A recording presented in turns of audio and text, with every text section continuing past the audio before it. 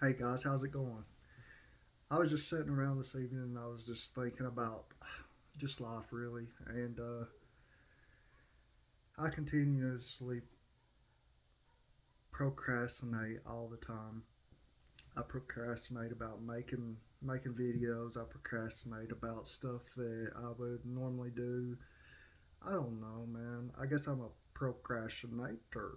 But anyways, uh, 304. It was a good fight card, and I think uh, I think Tom Aspinall really showed us exactly, who he is as a fighter because every single fight that he's had, he's tend to end in the first round, like within 2 minutes. Like his average fight time's like 2 minutes. So like he really showed us that he's the real deal, and the original fight was really just kind of a fluke. Even though it looked like Curtis was fixing to light him up in that first fight, it didn't happen this time. Tom seemed to be way too fast. He was way too fast, and he dropped him with a jab. So if you think about that, just that's a jab. Just imagine if Tom caught him full force and just laid him out. You know what I mean? Uh, I didn't think it was an early stoppage. I guess you could complain if you was a Blades fan. Uh, I really like Curtis. He's a good fighter. He just tends to get to the top, and he just can't get over that heel for some reason. So I don't know exactly what's going on with him and what it is that he struggles with once he gets up there to the top. Because every fight that we've seen him get into, like he does so good. Like he just took what was his name? The muscular guy that just wants to lay and pray. Almeida. Yeah, he took his zeros. So I don't know, man. Like some guys, they do so good, and then like they get something going on in their head that they it's like a battle, and it's like you can't get over that hump. And I feel like Curtis, he can't get over that hump. Like he'll get all the way to the top. Like he'll go on a streak and get like 3 or 4 fights and like do good every time. But he didn't do good this time, which is unfortunate because I like him. He's a really good fighter, and he seems like a good person. Let's see, Bilal and Leon. Ugh, man, I don't know what Leon.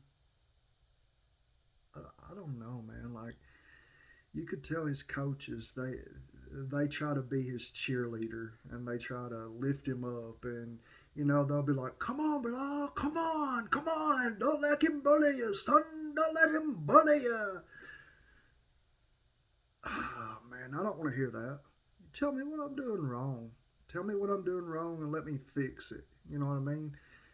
Don't just I don't need a cheerleader, but Leon seems to need a cheerleader, and last night his cheerleader wasn't working. It's just how it is. He had no killer instinct. He did not fight like a champion.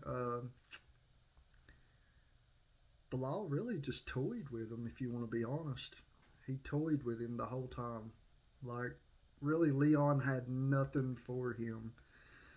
Uh, some people were trying to say it was 3-2. I kind of thought it was 4-1. I thought Bilal dominated. Like, I know damage trumps control time or, takedown, whatever. Damage trumps all. But it was only like, what, 30 seconds there that Leon actually opened up and, he caught him on the bridge of the nose and just, cut him open. I don't think Bilal was out or anything like that. I think he just got caught. To be honest, I think it just nicked the end of his nose or the bridge of his nose right there, and you know, got a little bloody. I don't think he was out. I don't think he was really dazed. He may have been stunned for a minute, but other than that, I think he was fine. And really, I kind of agree with Leon on the way that he got upset about Leon doing him the same way. Leon done him the same way that Leon got done. You know, done him the same exact way. I never understood why he done him that way. I guess it was because before, let's say you had the Sean Brady and the one before that, he done pretty decent in. So before that, I guess you could say, hey, he's boring. He doesn't bring eyeballs. He lays and prays. But in that Sean Brady fight, man, Bilal really he showed up and showed out, or I thought he did. He really done a good job, and I mean nobody was expecting him to do Sean Brady that way. Uh, I'm going off on a tangent here, but anyways, yeah, Bilal done a really good job, man. I was pretty proud of him because I thought, based off the first fight, that he was going to get dominated. Like I knew there was a good possibility that he could push and break Leon because we've seen it before. We've seen Usman do it in the second fight. Uh, but he dominated. I mean, basically, end of story. He dominated, and I was proud of him. You could tell how much it meant to him and how much. I mean, he appreciated it. He don't seem to take too much stuff for granted. Even though I don't like some of the stuff that he says, he seems like a pretty good guy. Like you can tell he wants to be a good dude, and he wants to be a good fighter, and maybe he had some of them hurdles that he had to get over. He had to get over some hurdles in his career too, because you could tell before he went and trained with Khabib that he didn't really have as much confidence as he does now.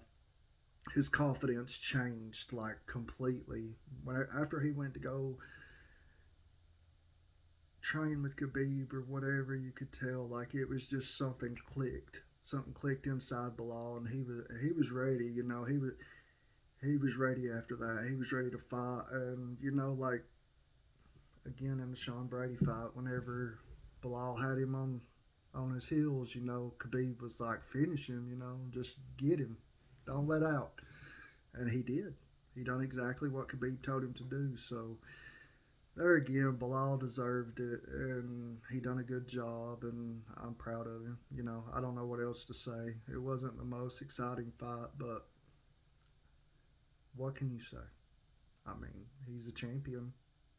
Not every fight's going to be excited. So let's see where we go from here. Let's see how he does. Let's see when he's ready to compete again and, defend his belt. If he wants to be the best, let's see it, man.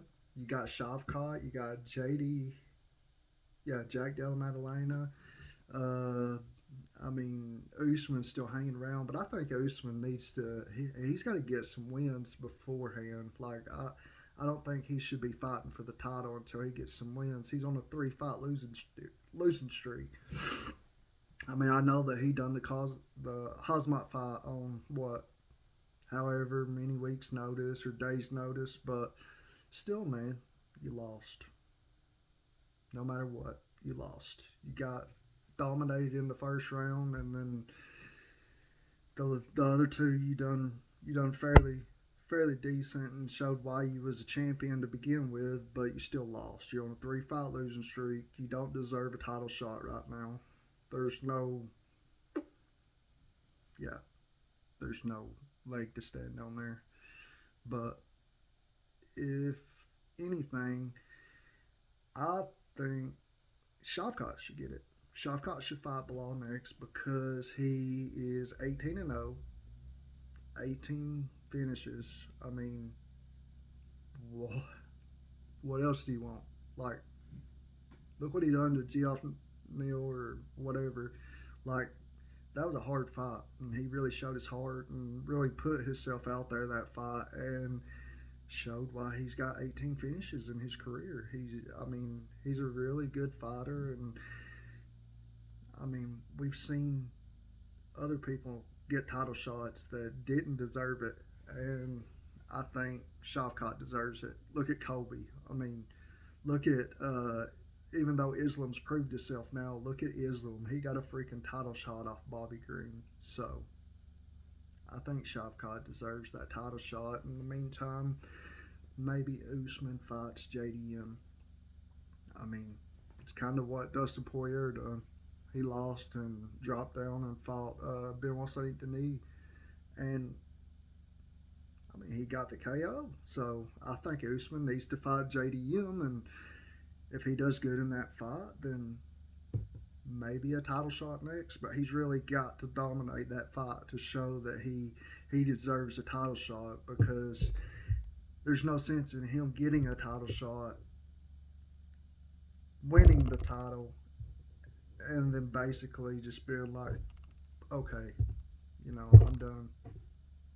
Prove to us that you really want it. Prove to us that you still got some years in you, and you beat JDM, you get the title shot. That's just my opinion. Let's see what else we have. We had Allen and Shikadze. Allen proved why he's so good, man. Like he done such a good job in that fight, and he kept the pressure on Chikadze and just kept him going backwards the whole time. Stayed on him, done good in the striking. The kicks. He got caught with a couple in the first round, and he had to weather the storm. But after that, he showed why he is who he is, and shows why he belongs at the top of the division. Yeah, he lost to Max, and who was the other one he lost to? Evolev. Yeah. That was such a close fight, man. I don't know how much you can hold that against him, but he lost. But anyways, he done good. He pushed Chikadze back and kept him on his heels, and what can you say? Um, Chikadze, I don't know exactly what he does from here, but he's really got to work on. I don't know, man. Allen's so good. I don't know how bad you can hold that fight against him. Allen really showed me what kind of fighter he was whenever he fought Max.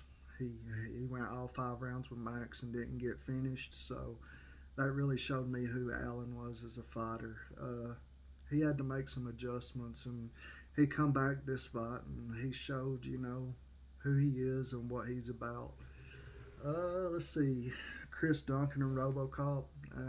Kind of went how I want. Like, I didn't really have no race in that one. Like, I didn't care. I picked RoboCop by decision. So, yeah, nothing spectacular in that fight. Duncan, he's a good fighter. He showed his heart. He was beat up. Like, he had knots all over his head.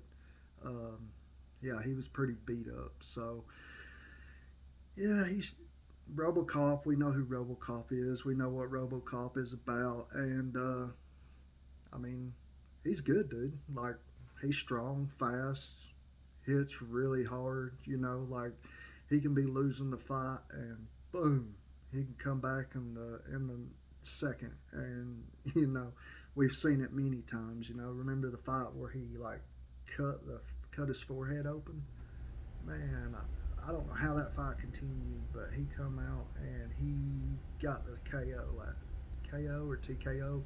I can't remember exactly, but he done a really good job. Let's see who else was on there. Let's see, we had Chris Duncan, RoboCop, Patty the Baddie. Man, Patty really showed out, man. I can tell Patty is going from like a little boy. Well, not a little boy. Let me rephrase that, because that's kind of disrespectful. He's going from a young man and he's growing into a man. I think Patty's what, 29, maybe. I don't know. I think he's transitioning over to a man. If he's not 29, I'm sorry. But anyways, that's how I see it. Like, I see him transitioning over from, like, he's getting that grown man strength. And you could really tell that the birth of his children really has changed the way that he thinks. And he didn't.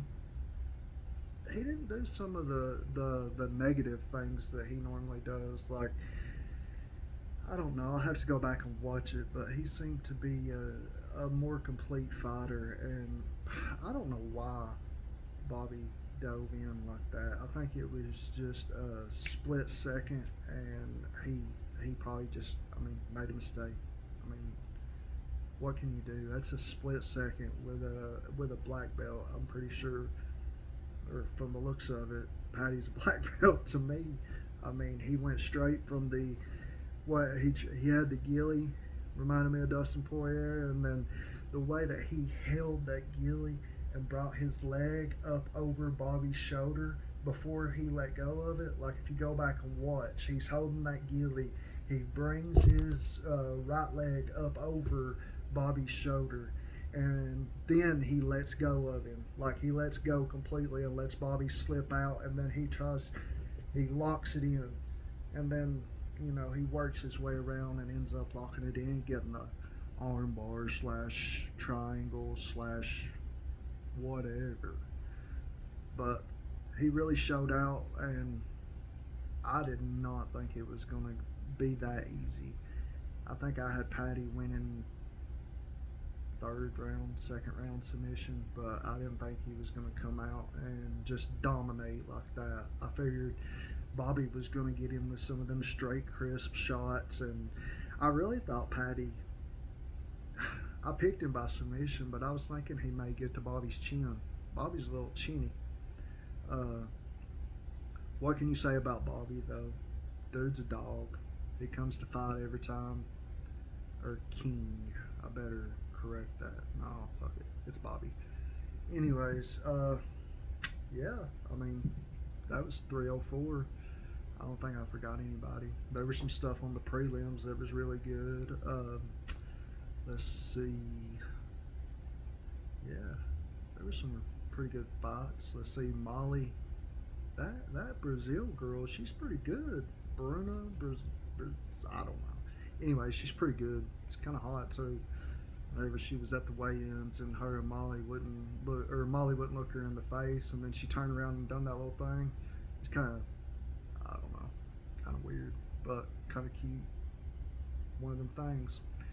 Anyway, she done a really good job too. She put that big old knot on the side of Molly's head too. I don't know exactly what that was. I need to go back and watch that fight too. You don't see such little things. It was just like 1 minute it was not there, and the next minute it was there. But yeah, let's see. Cody Darted, he done a good job. I think I went 10-4 on the night. Let's see, the Cody fight, the Molly fight, the Leon fight. I picked Leon to win, and who else? It was one more on the prelims. I don't know. I'd have to go back and look. If you go back and look, I shared my picks, but anyways, there wasn't nothing that really caught my attention. Like, oh my god, but they were pretty good fights all in all. I guess next is 305. I think it's Easy and DDP. It's gonna be a really, really good fight. I'll make another video on that. I'm gonna start here and just keep going. Like, I posted this video of my setup, and I bought this, and I'm gonna start from here, guys. I like to do other videos. I like to talk about mental health, and like, I like to give opinions, and answer people's questions and give them my opinion on what I would do. I've been through so much in life. Like, I just like to talk to people. I like to help people, and money's good. I would love to make money off this. That's not my objective. My objective is just to talk about what I love and talk about life. If you want me to, I can start labeling the videos MMA, or just to let you guys know, to keep it from being in, like, so you don't have to listen to the life if you only like the MMA. and you don't have to listen to the MMA if you only like the opinions and the life talk. And like, I'll go through my day sometimes and I'll have something that comes to my mind, and I want to talk about it, but I always procrastinate and I always talk myself out of it. So from this point forward, I'm going to quit talking myself out of it, and I'm going to build a fan base, and I'm going to change my life. I'm going to change my life because I know that I have something up here that can help others. I've, I'm a recovering drug addict. I've been clean since 2014. This is just something that I want to do. I want to build a fan base. I want to talk to people. I want to get to know people. I want to change my life so I can change other people's lives. And you got to start somewhere, right? And this is where I'm starting. So I hope you guys jump on board. If you don't like me, you don't like me. That's okay too.